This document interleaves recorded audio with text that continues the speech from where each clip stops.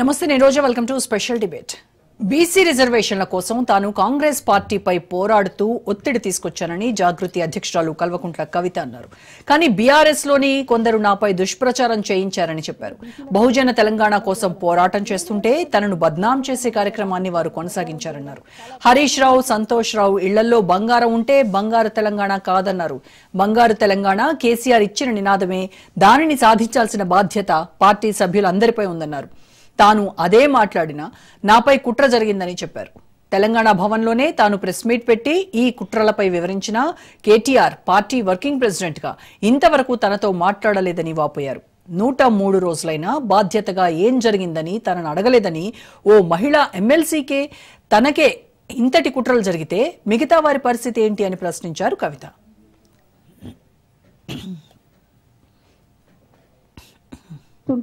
అట్లెట్లా మాట్లాడుతుంది, ఇట్లెట్లా మాట్లాడుతుంది, పార్టీకి వ్యతిరేకంగా మాట్లాడుతుంది. నేను కాంగ్రెస్ పెద్దల మీద ఒత్తిడి తీసుకొస్తుంటే బీసీలకు 42% అమలు చేయాలంటే ఏది పడితే అది చిల్వల్ పల్వల్గా నా మీద రాపించడం, ప్రచారం చేయడం, చాలా దారుణమైనటువంటి పనులు పార్టీలో ఉన్నటువంటి కొందరు పని కట్టుకొని కత్తి కట్టుకొని నా మీద చేయడం జరిగింది. అట్లానే నేను ఒక మాట ఏమన్నా, సామాజిక తెలంగాణ సాధన కోసం నేను కట్టుబడి ఉన్నా అన్న.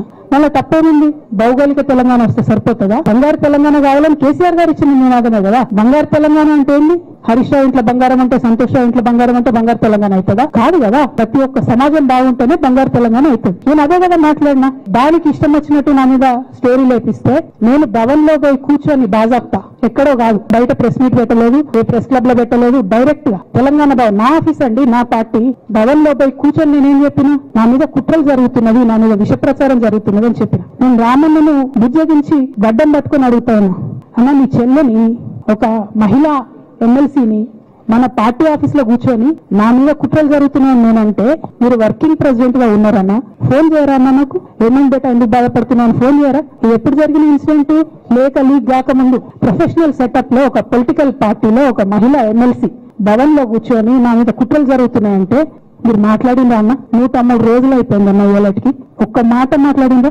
కేసీఆర్ గారు దగ్గర నుంచి కమ్యూనికేషన్ రావాలని నేను ఎక్స్పెక్ట్ చేయలే. వారు పెద్దవారు, వారికి అనేకమైన పనులు ఉంటాయి. మొత్తం పార్టీని ఇప్పుడు పునర్నిర్మించుకోవాల్సిన అవసరం ఉంది.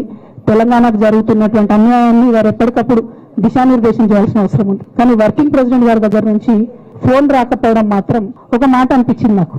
నేను కేసీఆర్ గారి బిడ్డను, నేను కూర్చొని ప్రెస్ మీట్ పెడితేనే రెస్పాన్స్ రాలేదంటే మరి ఇంకో మామూలు మహిళా కార్యకర్తకు బీఆర్ఎస్ పార్టీలో మన అన్యాయం జరిగితే రెస్పాన్స్ వస్తుందా? నాకైతే అనిపించలేదు, వస్తుందో నాకు తెలియదు. గతంలో బీఆర్ఎస్ ఎమ్మెల్సీగా దాసోజు శ్రవణ్ ను పార్టీ ప్రకటించిందని, అయితే ఇక్కడ కూడా హరీష్ రావు డ్రామాలాడారని జాగృతి అధ్యక్షురాలు కల్వకుంట్ల కవిత చెప్పారు. బీజేపీ వారితో లోపాయికారి ఒప్పందం చేసుకుని పోటీగా మరో క్యాండిడేట్ ను పెట్టాలని నిర్ణయించారని చెప్పారు. మన పార్టీ నుంచి 10 మంది ఎమ్మెల్యేలు వెళ్లిపోయిన తర్వాత మనం ఎలా గెలుస్తాం, అది సాధ్యం కాదని కేసీఆర్ చెప్పారన్నారు. హరీష్ రావు ఇలా ట్రబుల్స్ ను క్రియేట్ చేస్తారని చెప్పారు. అందుకే వాళ్ళని నమ్మొద్దని అన్నారు. బీఆర్ఎస్ పార్టీలో కొందరు కాంగ్రెస్, బీజేపీలతో టచ్ లో ఉన్నారని అన్నారు. 2018 ఎన్నికల్లో 20 నుంచి 25 మంది ఎమ్మెల్యేలకు హరీష్ రావు అదనపు ఫండింగ్ ఇచ్చారని, ఈ డబ్బులు ఎక్కడి నుంచి వచ్చాయని ఆమె ప్రశ్నించారు. ఆ డబ్బు కాళేశ్వరంలోని అవినీతి డబ్బులేనని అన్నారు. సిరిసిల్లలో కేటీఆర్ను ఓడించేందుకు 60 లక్షల రూపాయలు పంపించారని ఆమె సంచలన ఆరోపణలు చేశారు. అవెక్కడి నుంచి వచ్చాయో అందరూ ఆలోచించాలని విజ్ఞప్తి చేశారు. ఇక కేసీఆర్ను ఓడించేందుకు కూడా ఇలాంటి కుట్రలే చేశారన్నారు. ఇలాంటి వాళ్లని పార్టీలో మీ పక్కన ఉంచుకుంటే చాలా ప్రమాదమని హెచ్చరించారు కవిత. కాళేశ్వరం గాని ఇంకోటి గాని ఏ ప్రభుత్వంలోనైనా పొలిటికల్ పాలసీ చేసేవాళ్ళు, విధానపరమైన నిర్ణయాలు తీసుకునే వాళ్ళు ముఖ్యమంత్రులు ఉంటారు. ఇవన్నీ రేవంత్ రెడ్డి గారు మాట్లాడారు. నేను మొత్తం అసెంబ్లీ స్పీచ్ చూడరు, మీరు ఇలా మ్యాచ్ ఫిక్సింగ్ అని మీకు తెలిసిపోతుంది. ఏం మాట్లాడరు ఆయన. ఎంతసేపు కేసీఆర్ కాళేశ్వరం కట్టిండు, కేసీఆర్ కుటుంబం 1,00,000 కోట్లు తిన్నది. అరే 2007 నుంచి ఇప్పటివరకు కాళేశ్వరం 1,00,000 కోట్లు కూడా ఖర్చు కాలేదు. 1,00,000 కోట్లు ఖర్చు కాని ప్రాజెక్టులో 40 లక్షల ఎకరాలకు నీళ్ళు కూడా 1,00,000 కోట్లు అవినీతి అయింది అంటారు రేవంత్ రెడ్డి గారు. నన్ను మళ్ళీ ఓన్లీ కేసీఆర్ గారి గురించి చెప్తారు, హరీష్ రావు గారి గురించి మాట్లాడరు. ఎందుకంటే ఇంటర్నల్ అండర్స్టాండింగ్ ఉంది వీళ్ళిద్దరు. నేను రామాన్ని ఒకటే రిక్వెస్ట్ చేస్తున్నా, అన్న ఇవాళ మీతో బాగున్నట్టు వాళ్ళు నటించవచ్చు, హరీష్ అన్న కావచ్చు, సంతన్న కావచ్చు, కానీ వాళ్ళు మన మంచి కోరుకునే వాళ్ళు కాదు. వాళ్ళు తెలంగాణ ప్రజల మంచి కోరుకునే వాళ్ళు కాదు. వాళ్ళు కేసీఆర్ గారు మంచి కోరుకునే వాళ్ళు కాదు. వాళ్ళను మీరు దూరం పెట్టి రాజకీయంగా తెలంగాణ రాష్ట్ర సమితిలో ఇప్పుడు బీఆర్ఎస్ లో పనిచేస్తున్నటువంటి హార్డ్ కోర్ కార్యకర్తలను దగ్గరికి తీసుకొని, ప్రజా ఉద్యమాలు తీసుకొని ప్రజల దగ్గరికి పోతేనే మన పార్టీ బతుకుంటుంది, నాన్న పేరు బాగుంటుంది.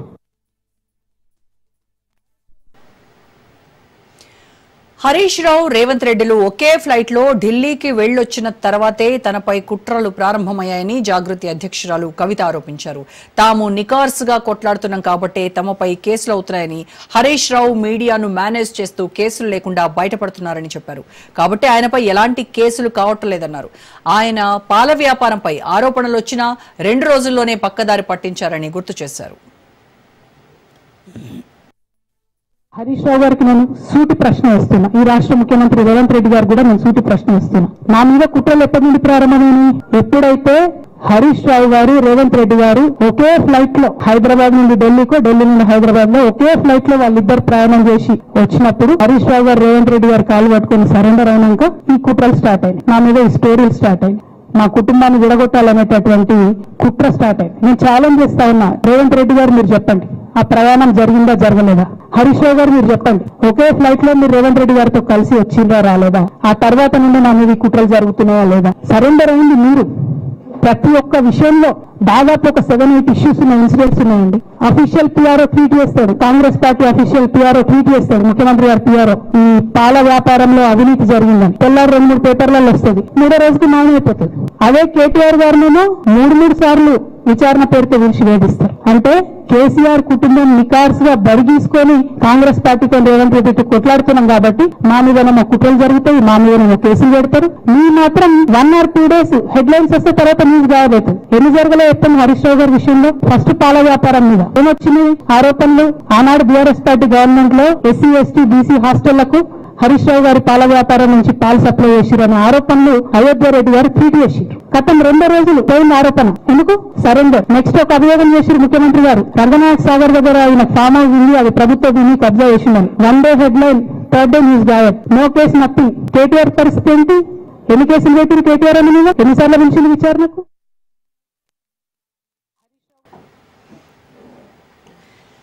తనకు నోటీస్ రాగానే మహిళా ఎమ్మెల్యేలు, ఎమ్మెల్సీలు ఒక్కటిగా వేదికపై కూర్చొని మాట్లాడారని, దీనికి తాను సంతోషిస్తున్నానని జాగృతి అధ్యక్షురాలు కల్వకుంట్ల కవిత చెప్పారు. ఈ ప్రజాస్వామ్యం పార్టీలో రావాలని కోరుకుంటున్నట్టు చెప్పారు. పార్టీలో వ్యక్తిగత లబ్ధి కోసం పనిచేసే వ్యక్తుల వల్లే తనను సస్పెండ్ చేశారని చెప్పారు. కానీ కేసీఆర్ చుట్టూ కుట్రలు జరుగుతున్నాయని, ఇవాళ తనను పార్టీ నుంచి బయటకు పంపించారు, రేపు కేటీఆర్ ను కూడా బయటకు పంపిస్తారు, అందుకే జాగ్రత్తగా ఉండాలని చెబుతున్నానని హెచ్చరించారు కవిత.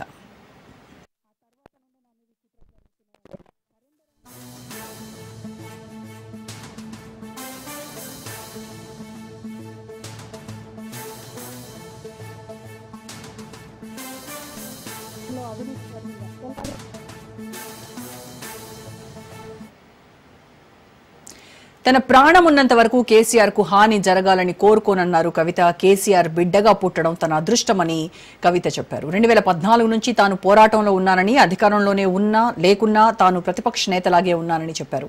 ఇటీవల అసెంబ్లీలో కేసీఆర్ ను తిడుతుంటే తనకు చాలా బాధ అనిపించిందన్నారు. కానీ హరీష్ రావు ఒంటరిగా పోరాటం చేసినట్టు మీడియాను మేనేజ్ చేశారని చెప్పారు.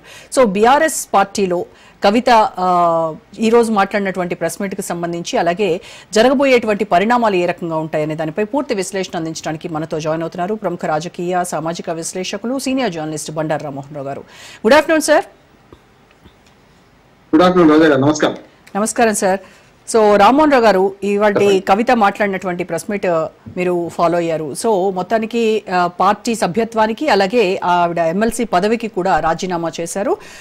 స్పీకర్ ఫార్మాట్ లోనే రాజీనామాను సమర్పించినట్టుగా కూడా మనకు చెప్పారు. అయితే తను మొట్టమొదటిగా 5 నెలల పాటు తీహార్ జైల్లో నుంచి బయటకు వచ్చిన తర్వాత నవంబర్ 23, 2024 నుండి ఈ రోజు వరకు కూడా తాను బీఆర్ఎస్ కండువా కప్పుకొని చాలా అనేక ప్రజా సమస్యలపై పోరాటం చేశాను అని చెప్పారు. గురుకులాల సమస్యలపై పోరాడాను, బీసీల కోసం పోరాడాను, 42% రిజర్వేషన్ల కోసం పోరాడాను, అలాగే మహిళలకు 2500 ఇవ్వడం కోసం బనకచర్లపై రౌండ్ టేబుల్ కూడా సమావేశం నిర్వహించాను, ఇన్ని చేశాను. ఏ కార్యక్రమం నాది బీఆర్ఎస్ పార్టీకి వ్యతిరేక కార్యక్రమంగా కనిపించింది? నా పోరాటాలే వ్యతిరేక కార్యక్రమాల? ఎలా దీన్ని పార్టీ చూస్తోంది అన్నట్టుగా ఆవిడ ప్రశ్నించారు.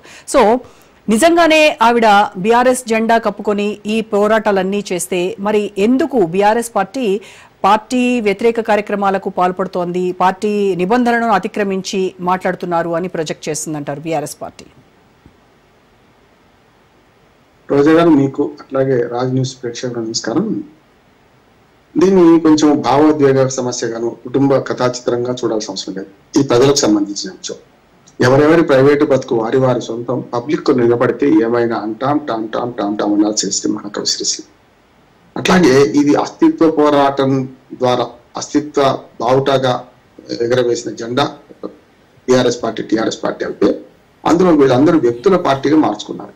అంటే కల్వకుంట తెలంగాణకు కుటుంబ కథా చిత్రాన్ని 100 రోజులుగా నడిపిస్తున్నారు. 103వ రోజు వాడికి ఆమె అన్నట్టే. కానీ నేనేమంటానంటే ప్రఖ్యాత రచయిత బుచ్చిబాబు గారు కూడా ఒక మంచి మాట అన్నారు. దానికంటే ఎప్పుడో ఒక రచనలో మనుషులు చెడిపోవడానికి, మనుషుల మధ్య సంబంధాలు చెడిపోవడానికి 2 కారణాలు. ఒకటి అహం, 2 ఆర్థికం. ఇక్కడ 2 ఉన్నాయి. రోజా గారు చూస్తున్నాం కదా, అహం ఉంది, ఆర్థికం ఉంది. పార్టీ కంటే నేను గొప్ప అనుకున్న ప్రతి నాయకుడు ఎక్కడో బొందపడే సందర్భం చూసాం. టైమింగ్ సరిగ్గా కాదంటున్నాను నేను. రోజా ఇప్పుడు మనకు కవిత గారు బయటపడ్డ టైమింగ్ సరిగ్గా కాదు. నిజంగా బయటపడదలుచుకుంటే హరీష్ రావు మీద కానీ సంతోష్ రావు మీద ఆరోపణ చేయదలుచుకుంటే పార్టీ అధికారంలో ఉన్నప్పుడు వెలుగుతున్నప్పుడు ఎందుకు చేయలేదు? ఒకటి. రెండోది, మొన్నటిదాకా ఉన్న దాన్ని మార్చి ఆ తండ్రి బిడ్డ కదా కొంచెం రాజకీయంగా దీన్ని ట్విస్ట్ చేసి ఇప్పుడు ఏం చేసిందంటే అన్న తాను తండ్రి ముగ్గురు కుటుంబం వాళ్ళు బయట వాడని అన్నది. మొన్నటిదాకా బయట వాళ్ళు కాలేకపోయింది. ఇప్పటిదాకా 5 కలిసి ఉన్నారే. 4 బండి కారు చక్రాల 4 మీరు, కేటీఆర్, హరీష్ రావు, సంతోష్ రావు, కవిత, ఈ 4 పైన స్టీరింగ్ ఆయన చేతిలో ఉందా లేదో చెప్పాలి కవిత గారి. ఇప్పటికీ పార్టీ స్టీరింగ్ ఆయన చేతిలో ఉంటే ఇన్ని అనర్థాలు జరగకపోయి అంటున్నాండి. ఇప్పుడు తగుదనమ్మ అని మొన్నటిదాకానేమో అన్న మీద ఎక్కువ పెట్టారు. ఉదాహరణకు అన్న మీద ఎందుకు అంటుందంటే ఆస్తి పంచాయతా లేకుంటే అహం పంచాయతా లేకుంటే మనకు పదవుల పంచాయతీ అని అనుకుంటే మొట్టమొదటిగా కేసీఆర్ పక్కన దయ్యాలు ఉన్నాయి, ఆయన దేవుడు దయ్యాలు ఉన్నాయి అన్నప్పుడే ఆయన ఏమన్నది, నేను కేసీఆర్ గారిని ఒక్కనే గౌరవిస్తా, నేను ఇంక పార్టీలో ఎవరిని కూడా అంతకంటే నేను గౌరవించాను. అది అహంకారం అంటున్నాడు. అంటే పార్టీ మనకు కార్యనిర్వాహక అధ్యక్షుడు అన్ననే ఉన్నాడు కదా, అప్పుడు అనుకున్నాం మనం అన్నకు ఆమెకు మధ్య ఆస్తుల పంచాయతా లేకుంటే అధికారం పంచాయతీ అనుకున్నాం. ఇది కాస్త ఇప్పుడు నిన్న మొన్నటిదాకా ఉన్నది వేరు. ఆ దయ్యాల సంగతి నిన్న పేర్లు చెప్పేసింది. ఇప్పటికి వచ్చేప్పుడు సస్పెన్షన్ తర్వాత ఇప్పుడు అసలుకే మొదటికి వస్తుంది. నేనేమంటున్నానంటే ఈ కుటుంబం అంతా కలిసి ఇప్పుడు ఆమె చెప్పిన దాన్ని బట్టి ప్రజలు దోచుకున్నారని మనకు అర్థమవుతుంది కదా. వాళ్ళిద్దరి పేర్లే బయట పెట్టింది. కానీ ఇప్పుడు కేసీఆర్ గారి ధృతరాష్ట్రుడు కాబట్టి కదా, ధృతరాష్ట్రుడు పుట్టుబుట్టి, కానీ కేసీఆర్ అట్లా కాదు కదా. మరి ఇవన్నీ అన్ని జరుగుతున్నప్పుడు తాను ఎంత హెచ్చరించినా కూడా కేసీఆర్ వినకలేదు అనుకుంటే మరి అసలు దోషి ఎవరు అవుతారు? తన తండ్రి అవుతారు కదా. అది మర్చిపోయింది, ఆ లాజిక్ మర్చిపోయింది. అది సినిమాలో మహేష్ బాబు సినిమాలో ఆ లాజిక్ ఎట్లా మర్చిపోయావు బాజిరెడ్డి అంటాడు మహేష్ బాబు. అట్లాగే ఆమె లాజిక్ మర్చిపోయింది. ఏంటంటే అన్నను తనని వెనకేసుకొస్తూ ఇటు హరీష్ రావును సంతోష్ను బలిపశువులు చేసే ప్రయత్నం చేసింది. నేను కాదంటలేదు. ఇవాళ ఖచ్చితంగా మొదటి 5 ఏళ్ళు ఓరకంగా ప్రవర్తించిన వాళ్ళు 2 5 ఏళ్లలో అహంకారం అవినీతి పెరగడం వల్లనే ప్రజలు తీర్పిచ్చి ఇంట్లో కూర్చొని పెట్టారు, ఫామ్ హౌస్ పరిమితం చేశారు. కనుక దాన్ని జీర్ణించుకోలేక ఇప్పుడు 5 నెలలుగా కానీ పార్టీ కార్యక్రమాలు చేయలేదని ఎవరు అన్నది.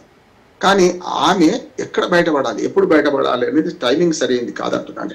ఇప్పుడు పుట్టడి కష్టాల్లో ఉన్న పార్టీ, అట్లాగే అనేక రకమైన కమిషన్లు వేయిస్తున్నారు. ప్రభుత్వం మారిన తర్వాత కేసీఆర్ గారు ఇంటికే పరిమితమయ్యారు. 2 సార్లు అసెంబ్లీకి పోయినట్టు లెక్కనే.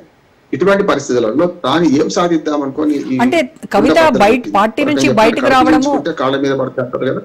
పార్టీ నుంచి కవిత బయటకు రావడము కరెక్ట్ టైం కాదని అంటున్నారు. ఆ టైం పార్టీకి కరెక్ట్ కాదంటున్నారా, కవితకి కరెక్ట్ కాదంటున్నారా?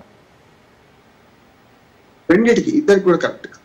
ఏమంటున్నారంటే అధికారంలో ఉన్నప్పుడు కనుక ఈ ప్రశ్నలు లేవనెత్తి తండ్రి దగ్గర అంత, ఇప్పుడు ఆమె కంటే చనువు తండ్రి దగ్గర ఇంకెవరికి ఉంటుంది?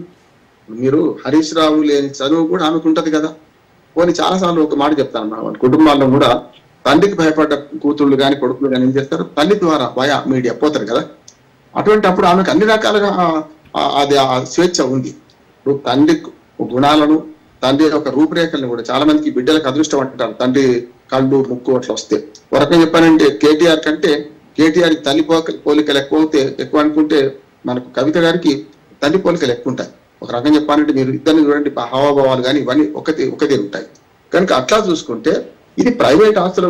ఆవిడకి అంత స్వాతంత్రం ఉంటే, రామ్మోహన్ రావు గారు, కవితకి అంత స్వాతంత్రం ఉంటే లేఖ ఎందుకు రాస్తుంది? తండ్రితో మాట్లాడేటువంటి స్వేచ్ఛ స్వాతంత్రాలు ఉంటే తండ్రికి లేఖ ఎందుకు రాస్తారు? లేఖ గురించి మాట్లాడాలంటే కవితనే టార్గెట్ చేయాల్సి వస్తుంది. ఇప్పుడు నేను ఏమంటున్నా, ఆనాటి నుంచి రోజా గారు ఆనాడు అమెరికా నుంచి రాగానే లేఖ బయటపడ్డది. అదే పెద్ద సిద్ధమ రహస్యం లాగా రాసింది మీరు, ఎవరు రాసింది? మీ తండ్రి గారు రాసిండ్రు. అయితే మీరన్నా బయట పెట్టాలి, మీ తండ్రి అన్న బయట పెట్టాలి. ఏ కూతురు లేకను తండ్రి అయితే బయట పెట్టాడు. లేకపోతే మీరు పంపిన మనిషి ఎవరైతున్నారు, ఇప్పుడు కొరియర్లో పంపారా, పోస్ట్ లో పంపారా, ఇదేం చెప్తలేదు కదా. నా లేఖ లీక్ అవుతుంది, నా లేఖ లీక్ అయింది అన్నాడు. అసలు సంగతి చెప్తలేదు కదా. అని ఎవరితో పంపింది లేఖను? ఇప్పుడు తండ్రికి లేఖ రాసే పరిస్థితి వచ్చింది, కరెక్టే, ఆ గ్యాప్ పెరిగింది. మీరు ఆ లేఖ రాసి మనిషితో పంపినరు, ఆ కొరియర్ ఆ పోస్టా ఇదేం చెప్పకుండా లేఖ లీక్ అయిందంటే అసలు ఇది చిదంబరం రాసేమా, మొత్తం అసలు ప్రపంచ సమస్యగా అంటున్నాను. అది ఒకటి చేసింది. తర్వాత మా నాన్న దేవుడు చుట్టూ దయ్యాలు ఉన్నాయి. నేను మొదటి నుంచి చెప్తున్నాను, దయ్యాలు పక్కన పెట్టుకున్నప్పుడు దేవుడు కానే కాదు. ఎవరైనా సరే, కేసీఆర్ కావచ్చు, ఇంకే పెద్ద అయినా కావచ్చు, నాకు అభ్యంతరం లేదు. కనుక దేవుడు కాదు దయ్యం అంటున్నాడు. అయితే ఆయన దయ్యం అని కావాలి, లేకుంటే పక్కన ఉన్న కూడా దయ్యాలు కాకుండా ఉండాలి.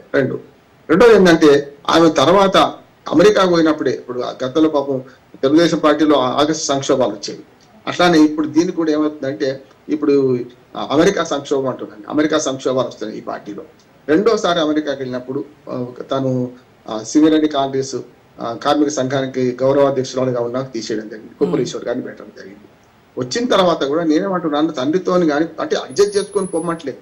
కానీ నాకు ఈ మొత్తం ఎపిసోడ్ లో ప్రజల పక్షం ఆలోచిస్తే రోజా గారు, అసలు నష్టపోయింది ప్రజలే కదా. తెలంగాణ ప్రజల మన ఏమంటుంది రక్తం చెమట కలిసిన పన్నుల డబ్బులను వీళ్ళందరూ కలిసి దోపిడీ చేశారని ఆమె చెప్పే ఉద్దేశం. ఇద్దరిని పక్కన పెట్టి ఇద్దరినేమో ముందు పెడుతుంది. కనుక ఆ ఇద్దరు కాకుండా ఈ తిలా పాపం తలా పిడికాడు కదా, అందరు దోచుకున్నట్టే కదా ఆ లెక్కనైతే. ఈమె మాట కూడా ఉందంటున్నాను. ఈమె మాట కూడా లేకుండా ఎట్లా ఉంటుంది? మంచిగా చెడ్డో 4 కారు చక్రాల ఈ 4 మన కేసీఆర్ గారు సీరింగ్ అనుకుంటే 5 మాట ఉంది. ఇలా పాపం తలా పిడికాడు. మీ తండ్రిని మీ అన్నని ఉనికేసుకొచ్చి వాళ్ళిద్దరిని టార్గెట్ చేస్తున్నారు. అంటే కుటుంబం అంటే మేము ముగ్గురమే అంటుంది. ఇప్పుడు మన దాకా కుటుంబం అంటే 5. ఇవాళ కల్వకుంట్ల కుటుంబ కథా చిత్రం ఏం నడిచిందంటే, ఇప్పటిదాకా ఈ 10 ఏళ్ళు నడిపించారు, 11వ సంవత్సరంలో బయటపడ్డది అంటున్నారు. అందుకనే ఒక సామెత ఉన్నది, దొంగలు ఊళ్ళు పంచుకొని, ఈ మాట అంటున్నా వర్షంగా ఉంటున్నా సరే, దొంగలు ఊళ్ళు పంచుకొని పంపకాల్లో తేడా వచ్చినప్పుడు మాత్రమే ఈ ఇట్లాంటి చూడండి, వాళ్ళు పంచుకున్నంతసేపు బాగానే ఉంటారు, బయటపడతారు. అందుకని ఏమంటున్నానంటే, మీరన్న ఆ ఇద్దరిని భరించిన కేసీఆర్ గారు కూడా తప్పు అవుతుంది కదా. ఒక మాట మీరు మా కవిత గారు చెప్పారు, ఏమని 2018లో హరీష్ రావును మంత్రివర్గంలో తీసుకోకపోవడానికి కారణం ఏందో చెప్పింది కదా. కుల్ల అవినీతి పరుడు, అవినీతి బయటపడ్డది, ఆఖరికి కుట్రదారు అని బయటపడ్డది కనుక పక్కన పెట్టారని. ఇది మా అయితే 6 నెలలు పెట్టిండు. తర్వాత అదే ఆయన తీసుకున్నారు కదా, అప్పటికి సంతోషరావు పాత్ర లేదు. 2018 ఎన్నికల వరకు సంతోషరావు పాత్ర లేదు. 2018 తర్వాతనే ఆయన వేలులోకి వచ్చిండు. అటువంటి అప్పుడు వాళ్ళిద్దరికి పదవులు ఇచ్చిన మీ నాన్న దోషి అవుతాడా? ఇంత అవినీతి పరులను తెలిసి, కుట్రదారులను తెలిసి పక్కన పెట్టినప్పుడు తెలిసింది కదా. 2018 కల్లానే మనకు హరీష్ రావు ఇతర రూపం తెలిసింది అనుకుందాం కేసీఆర్ గారికి. అప్పటిదాకా అమాయకుడు, మేనమామడు గుర్తుపట్టలేకపోయిండు, అల్లుడి దురాఘాతాలు తెలుసుకున్నాక మళ్ళీ ఎందుకు దగ్గర తీశారు? మరి గత ఈ 6 ఏళ్ళగా మీరేం చేస్తున్నారు? 2018 నుంచి 7 ఏళ్లలో మీరేం చేశారు?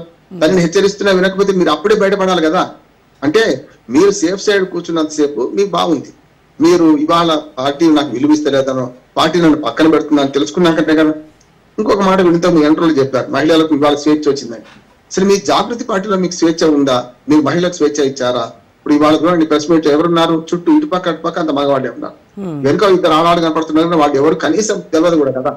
ఇవాళ పార్టీలో ఒక 10 మంది, నిన్న మొత్తం 9 మంది ప్రెస్ మీట్ లో పాల్గొన్నారు మహిళలు. వాళ్ళందరిలో 100కి 5 కనీసం 60-70% మంది అందరికీ తెలుసు కదా. మంత్రులు, మాజీ మంత్రులు అందరూ ఉన్నారు కదా. అందరూ సత్యవతి రాథోడ్ నుంచి మంది పెడితే అందరూ ఉన్నారు కదా. అటువంటి అప్పుడు మీరు మహిళ మీ జాగృతిలో ఎంతమంది మహిళలకు స్థానం కల్పించారని ప్రశ్న వస్తుంది కదా. ఒకవేళ అడుచు పెడితే 4 వేలు మన దిక్కుంటాయి కదా. అట్లా నేను కవిత తప్పడతలేను. ఇవాళ సమయం సందర్భం కాకుండా పార్టీ కష్టకాలం ఉన్నప్పుడు తండ్రి కునారిల్లిపోయి ఫామ్ హౌస్ కి పరిమితమైనప్పుడు ఇది ఆ సందర్భం మీరు బయట పెట్టేదంటున్నారు. అట్లని బయట పెట్టడం వల్ల మంచిదే అయింది, ప్రజలకు ఆ విశ్వరూపం తెలిసింది కదా. ఇప్పుడు హరీష్ రావు ఏం చేసిండు, సంతోష్ రావు ఏం చేసిండు తెలిసింది. ఇంకోటి అధికార దుర్వినియోగం కూడా, ఒక అవినీతి ఒకటే కాదు రోజుగా, అధికార దుర్వినియోగం కూడా ఎంత చేశారో కూడా బయటపడదంటున్నాడు. నేరళ్ల బాధితుల గురించి మాట్లాడారు. నేరళ్ల దళితులను మా ఇష్టమైన పోలీసులు కొట్టారు. దానికి కారణం ఏంటంటే సంతోష్ సీఎం ఆఫీస్ ద్వారా పంపించిండు, ఆదేశాలు ఇచ్చిండు, దాని ద్వారా కొట్టిరు. మా అన్న బదనామయ్యుడు, కేటీఆర్ గారు బదనామయ్యుడు. అక్కడ మాత్రం దళితులు ఇవాళ ఏ పని చేసుకోలేకుండా అయిందంటారు. ఎంత దుర్మార్గం అంటే, మీ ఆటలో ఎవరు నష్టపోయిన దళితులు కదా. ఇప్పటికైనా పాశ్చాత్తాపం, ఏమాత్రం పాశ్చాత్తాపం ఉన్నా కవిత గారు ఏం చేయాలంటే అక్కడికి వెళ్ళి 10 లక్షలు ఇచ్చిరండి, వాళ్ళు నష్టం వెళ్ళి కాదు. మీరు చేసిన పాప పరిహారం అవుతా అంటున్నాను. అంటే మీరు రాజకీయంగా ఉపయోగించుకొని దళితుల మీద ప్రేమ చూపెడుతున్నారు ఇవాళ. కానీ ఆనాడే సంతోషరావు ఈ పని చేసిన మీ తండ్రికి ఎందుకు చెప్పలేకపోతే? నిన్నమన్నట్టే వేరు రోజు గారు, మీరు అనేది కరెక్ట్. ఎందుకంటే లేఖ రాసే పరిస్థితి నిన్న మొన్న వచ్చింది, ఈ 6 నెలల నుంచి వచ్చింది, 7 నెలల నుంచి వచ్చింది. దానికి కూడా కారణం ఉంది. మీరు లిక్కర్ కుంభకోణంలో ఇరుక్కోవడం వల్ల నా కూతురు నా పరువు తీసింది అని ఏ తండ్రికైనా ఉంటుందా ఉండదా? లిక్కర్ కుంభకోణం కరెక్టా కాదా అని ఆమె నిందితురాలే, ఆమె నేరస్తురాగా రుజువు కాలే, ముద్దాయి ఇప్పుడు. కానీ ఒక లిక్కర్ 100 కోట్లు చాలా చిల్లర పంచాయతీ నిజమే, 100 కోట్ల రూపాయల మొత్తమే 100 కోట్ల కుంభకోణం అంటున్నారు. అటువంటి దానిలో మీరు ముద్దాయి నిలబడ్డారంటే ఏ తండ్రికైనా ఉద్యమకారుడైన కార్యకైనా కొంచెం బిడ్డ మీద కోపం రాదా అంటున్నాను. ఈ 6 నెలలు దూరం పెట్టడానికి అదేందుకు కారణం అనుకోరు మీరు? మీరు ఇప్పటిదాకా 6 నెలల ముందు వరకు బానే ఉంది కదా. మీరు జైలు పోయినప్పుడు కూడా ఆయన మన కేసీఆర్ గారు అన్నారు, ఏ తండ్రికైనా బిడ్డ జైలుకు పోతే బాధ ఉండదా అన్నాడా లేదా? బహిరంగ సభలో అన్నాడు. అందుకని నేను ఏమంటున్నానంటే మీరు మీ యొక్క ఈ కుటుంబ కథా చిత్రంలో ముఖ్యంగా అంతఃపుర తగాదాలతో మీరు బయటపడి ఇవాళ ప్రజలకు ఏం సంకేతం ఇస్తున్నారు అంటే మాది అవినీతి పార్టీ, దొంగల పార్టీ, మా అందరు పంచుకునే క్రమంలో వీళ్ళిద్దరు పెద్ద దొంగలు అని మీరు చెప్తున్నారు. నేను స్పష్టంగా చెప్తున్నాను, తనయ చెడుగైన తల్లి తప్పు, తనయుడు చెడుగైన తండ్రి తప్పు, శిష్యుడు చెడుగైన గురువు తప్పు అన్నారు. కనుక మీరు ఈ హరీష్ రావు ఏం చేసినా వీళ్ళు ఏం చేసినా ఒక గురువుగా, ఒక గైడ్ గా, ఒక మేనమామగా మా నాన్నది కూడా భాగస్వామ్యం ఉన్నదా లేదా అంటారు మీరు. అందుకని మీరు ఈ భాగస్వామ్యం వాళ్ళు లేకుండా వాళ్ళు మాత్రం ధృతరాష్ట్రుడా కాదు కదా, పుట్టుగుడ్డ అయితే కాదు కదా కేసీఆర్ గారు, ఇవన్నీ తెలియనివాడే తండ్రికున్న తెలుగు నాకు ఏం లేదు. రామ్మోహన్ గారు, కవిత ఇటువైపు బీఆర్ఎస్ క్యాడరు, బీఆర్ఎస్ అగ్రనాయకుల నుంచి కార్యకర్తల వరకు కూడా ఈ కాళేశ్వరం అవినీతికి సంబంధించి పీసీ ఘోష్ కమిషన్ ఇచ్చిన రిపోర్ట్ కూడా తప్పుల తడక, అది పీసీసీ కమిషన్, అది పీసీ ఘోష్ కమిషన్ కాదు, రిపోర్ట్ కాదు అని చెప్తూ ఉన్నారు. ఇటువైపు సొంత కూతురు ఈరోజు బయటకు వచ్చి కాళేశ్వరంలో అవినీతి జరిగింది, కాకపోతే మా నాన్న మాత్రం అవినీతికి పాల్పడలేదు, హరీష్ రావు, సంతోష్ రావులు మాత్రం దాంట్లో అవినీతి డబ్బులు తిన్నారు అని చెప్పడం, అంటే అవినీతి అయితే జరిగింది అని ఆవిడ ఒప్పుకున్నట్టే కదా. ఇది కాంగ్రెస్ వాళ్ళకి అస్త్రం అవుతుంది. అంటే ఏ కమిషన్ వేసినా లేకపోతే సిబిఐ ఎంక్వైరీ అయినా ఎదుర్కొని మేము కడిగిన ముత్యంలాగా బయటకు వస్తాము ఈ కేసు నుంచి అని వాళ్ళు అంత కాన్ఫిడెంట్గా చెప్తుంటే, ఇటువైపు అవినీతి అయితే జరిగింది అని చెప్పడం, మరి ఇప్పుడు కాంగ్రెస్కి ఇది అస్త్రం కాదంటారా? బీజేపీకి కావచ్చు, బీజేపీ కూడా అస్త్రమే, అన్ని పార్టీలకు అస్త్రాలు ఇచ్చింది. ఆమె ప్లేస్ లో ఇంకెవరు అనామకులు ఉంటే దాన్ని ఎవరు పట్టించుకోవు. ఈ ప్రెస్ లో ఇంతమంది మన ప్రెస్ మిత్రులు ఎందుకు పోతున్నారు, పోయిండ్రు అక్కడికి, కిక్కిరిసిపోయింది ఆ హాల్ అంతా కూడా. ఎందుకైంది?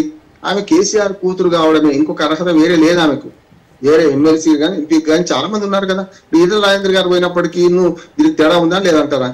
కనుక ఆమె ఆరోపణలు నిజమా కాదా తర్వాత సంగతి. నేనేమంటానంటే వాళ్ళు మాత్రం అన్నకు తండ్రికి పాప పంకిలం అంటుకోదు, వీళ్ళిద్దరికి అంటగడుతుంది చూసిందా. మరి ముఖ్యంగా పైన కూర్చున్న వారు గారు దీనికి బాధ్యులు అంటున్నాను. కేసీఆర్ గారికి బాధ్యుడు కాదా అంటే మనకు ఆయన ఇటువంటి అవినీతిని సహించారా లేకుంటే పంచుకున్నారా ఆ మాట కూడా వస్తుంది కదా. రెండోది, ఇప్పుడు అన్న గురించి అన్న మీరు జాగ్రత్తగా ఉండాలి, వెన్నుపోటు కూడా వస్తారు, జాగ్రత్తగా ఉండమని అంటున్నారు కదా. మరి మంచిగా ఉన్నప్పుడు ఎందుకు చెప్పలేదు వీళ్ళకి అంటున్నాం. చెప్తే వినలేదంటే అంతకుముందు చెప్పినా వినలేదని ఉంది. అప్పుడైనా కనీసం ఒకటి ఉంటుంది, పాపపక్షాలంతా కొంత అప్పుడు చెప్పినా వినలేదు, వినకపోతే ఇట్లా చెడిపోయింది అనొచ్చు.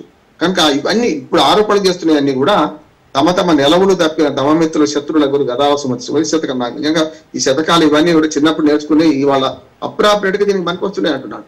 ఇప్పుడు అంతే కదా, నెలవులు తప్పినప్పుడు చేస్తున్నారు. అధికారంలో ఉంటే ఈ మాట అనేది ఒకవేళ మూడోసారి ఇదే పార్టీ అధికారంలోకి వచ్చింది అనుకోండి, కవిత గారు బయటపడేది అంటున్నాడు. తన వాట తను పంచుకునేది, తన పదవి ఏంటి, తన సంగతి ఏంటి పంచుకునేది అంటున్నాడు. అందరికంటే నాకు ఈ మొత్తం ఎపిసోడ్ లో రోజా గారు నా ఆవేదన ఏంటంటే, తెలంగాణ ప్రజల రక్తము చెమటతో కూడుకున్న పన్నుల డబ్బులను ఈ కుటుంబం భోంచేసింది అని మనకు అర్థమవుతుంది. ఎవరు బాధ్యులు? 2, 3, 4 సమస్య భోంచేసింది. నెంబర్ 1 ఆ కుటుంబమే కాదు, ఇప్పుడు ఆమె కేవలం కుటుంబం మీదే పెట్టింది కానీ మిగతా మంత్రులు కానీ వీళ్ళందరూ ఏం దోచుకోలేదు, ఎవరి మాట వాళ్ళు తీసుకోలేదంటారా? అంటే దాన్ని బట్టి అర్థమవుతుంది పెద్ద ఎత్తున అవినీతి జరిగింది. కాళేశ్వరం ఒకటే కాదు, ఈ ప్రభుత్వంలో పెద్ద ఎత్తున అవినీతి జరిగింది. అవినీతి సొమ్మును అందరూ పంచుకుంటున్నారు, తిలా పాపం తలాపీడిగా అర్థమవుతుంది. తనకు కూడా అందులో భాగస్వామ్యం ఉంది అంటున్నారు. ఇవాళ అప్రూవర్గా మారిపోయి మా అన్న తండ్రి మంచోడు, అట్లాగే బావాను ఇంకో అన్న మంచోడు కాదు అనే పరిస్థితి రావద్దు కదా అంటున్నారు.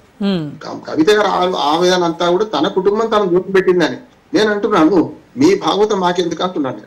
శ్రీశ్రీ గారు అన్నట్టు ఇవన్నీ కూడా నరజాతి చరిత్ర సమస్తం పరపీడన పరిణత్వం అన్నట్టు పార్టీని నమ్ముకున్న క్యాడర్ ఏం కావాలి, మొత్తం పార్టీ ఏం కావాలి. ఇంతమంది ఒక 60 లక్షల మంది సభ్యులు ఉన్నారు ఈ పార్టీలో కదా, ఈ ప్రాంతీయ పార్టీ అయినా కానీ. ఈ 60 లక్షల మంది ప్రజల మనోభావ పార్టీ సభ్యుల మనోభావాలు ఏం కావాలి.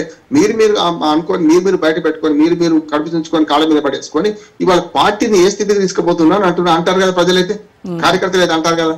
వాళ్ళు నిన్నటిదాకా అటో ఇటో తేల్చుకోలేకపోయారు. ఇప్పుడు తేల్చుకున్నారు. 2 వర్గాలు అయిపోయినాయి. కవిత వర్గం వైపు పార్టీ నిలుస్తలేదు, కాబట్టి జాగృతి కొందరు నిలుస్తుండొచ్చు. అది ఎన్ని రోజులు ఉంటుందో, పాల పొంగలాగా ఉంటుందా పోతుందా చెప్పలేం. కానీ ఎప్పుడైనా రాజకీయ సంచలనాలు రోజా గారు నా 50 ఏళ్ల జర్నలిజం జీవితంలో చూసింది ఏంటంటే కొద్ది రోజులు ఉంటాయి, తర్వాత వాళ్ళు చరిత్ర గర్భంలో కలిసిపోతారా లేకపోతే వీళ్ళ రోడిచ్చి ముందుకు వస్తారా అనేది కాలం తెలుస్తుంది. కానీ ఇప్పుడు ఆమె చేసిన పని తప్పట్లేదు. ఆమె ఆవేదన కరెక్ట్ కావచ్చు, నేను కూడా భావోద్వేగం ఫీల్ అయిన పాపం ఆమె ఏడుస్తుంటే కూడా మనకు కూడా బాధ అనిపిస్తుంది, కాదని లేదు, ఏడవలేదు.